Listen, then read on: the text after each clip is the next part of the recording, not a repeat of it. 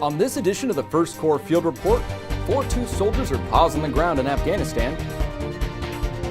Soldiers and airmen conduct joint training. And JBLM cooks put their taste to the test.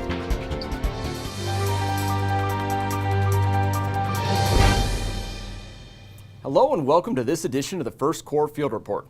I'm Army Sergeant Brian Spradlin. The Secretary of the Army visited soldiers and leaders of the 7th Infantry Division on JBLM to see how far the division has come since reactivating last year. Secretary John McHugh met with soldiers and leaders from some of the division's 6 brigades, discussing their readiness and training goals for the coming year.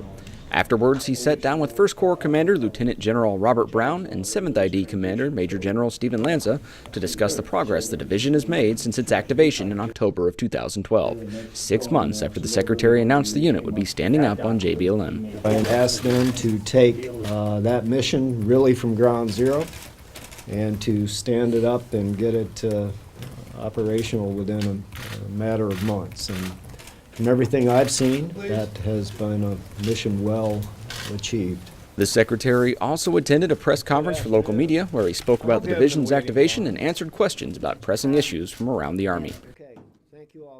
The soldiers of Combined Task Force 4-2 have a new asset on the ground with a nose for explosives. Army Sergeant Kyle Burns is there to tell us about a dog with a skill that could save soldiers' lives. Soldiers on dismounted patrols now have someone who can smell danger coming. Meet Livy, one of the Tactical Explosive Detection Dogs, or TED, serving alongside soldiers of Combined Task Force 4-2. Dogs have their own types of personalities. She's a very obedient little cutie. It's kind of hard to do obedience with her because she's such a little cutie. You know, she's just like, what's going on? Private First Class Franklin Cena and Livy are one of 12 dog and handler teams serving with Combined Task Force 4-2 soldiers in Afghanistan. The soldiers had to say goodbye to their friends and family a little earlier than the rest of the brigade in order to attend their 9-week training course prior to their deployment. And then they met their dogs for the first time. There was a lot of challenges during the training, just because it's not like any other class where like say the Minehound or like a Hyde class or some other military class where it's a piece of machinery. Like, you can't just push a button to turn it on and then it works, you know what I mean? Like, it takes a lot of time and practice and like dedication to be able to work a dog. This is actually Livy's 3rd combat deployment, but now she is embarking on her very first mission with her new handler, Private First Class Cena. I'm excited. I'm really excited because just the fact that I'm actually searching for real explosives this time, like, I'm pretty nervous. Just the fact that, you know, they could kill me. Even though the dangers around the team are very real, Private First Class Franklin Cena and Livy work together to make sure everyone comes home safe. For Combined Task Force 4-2 in Panjwai District, southern Afghanistan, I'm Army Sergeant Kyle Burns. 4-2 soldiers are also helping to train their counterparts in the Afghan National Army. Soldiers of Combined Task Force 4-2 and the Afghan National Army are working together to provide a more secure area of operations in Panjwai District, southern Afghanistan.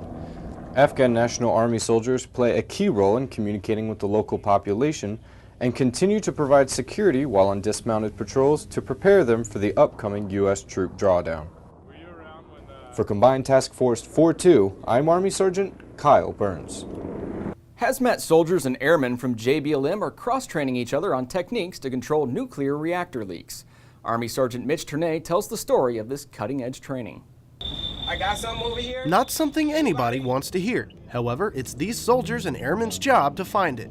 So, to decontaminate any outbreak faster, Air Force Hazmat and Army chemical, biological, radiological, nuclear, and explosive troops are training together to create a more flexible response team. It's trying to be uniform when it comes to response is the main thing.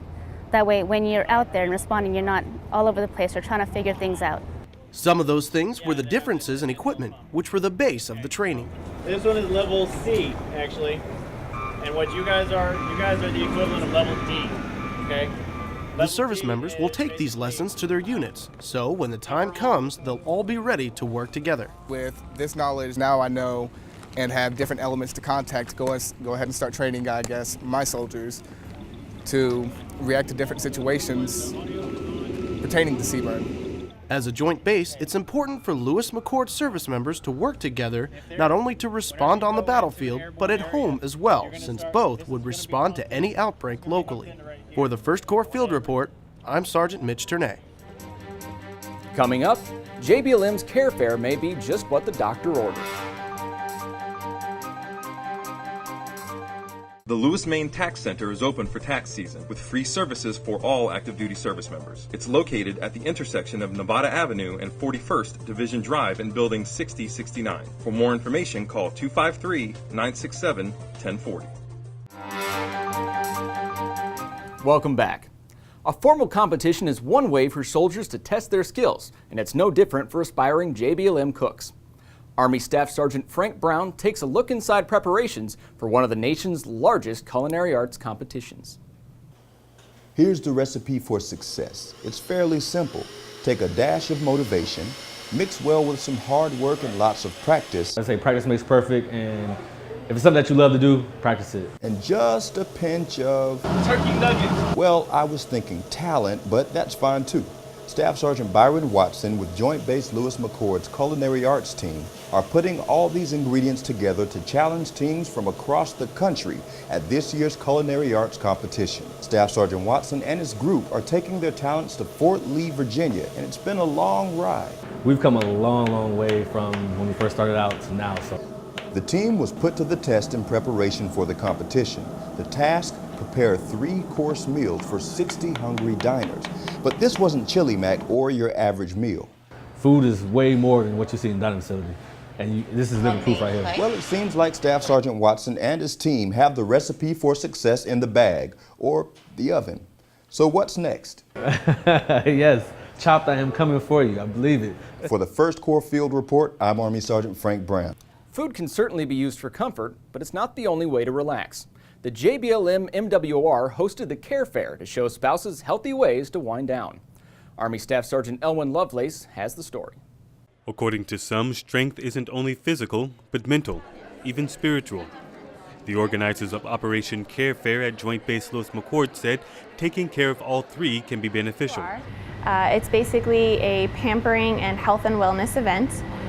We have everything from massages, paraffin hand treatments, lectures on food makeovers. We have representatives talking about physical therapy, music therapy, pet therapy, pretty much every aspect of health and wellness that you can imagine. My favorite part so far has been, I think it was the Secrets salon that you do 5 stations including nails and massage, and that's been my favorite part so far. The event had a little something for everyone, even those who love the outdoors. My favorite part about this event today was the ATVs. Just, I love to be outdoors doing things, so it was great to get back on one. I haven't been on an ATV in probably 15 years. The annual event mainly hosts spouses to raise awareness of health, nutrition, fitness, and how to deal with the stresses of everyday life.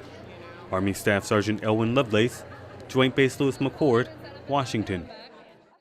The Army educates soldiers and their families about the different cultures within the organization. The 593rd Sustainment Brigade hosted an African American history observance at JBLM's co-located club. Army Staff Sergeant Nydia Cruz has the story. This year's Black History Month theme commemorates 2 great events that changed the course of the nation. The 1863 Emancipation Proclamation, signifying the end of slavery, and the 1963 March on Washington for civil and economic rights. Some soldiers believe even after all the historical breakthroughs, events like this one are still significant. I think observance are important because if you don't know where you came from, like the old saying says, history repeats itself.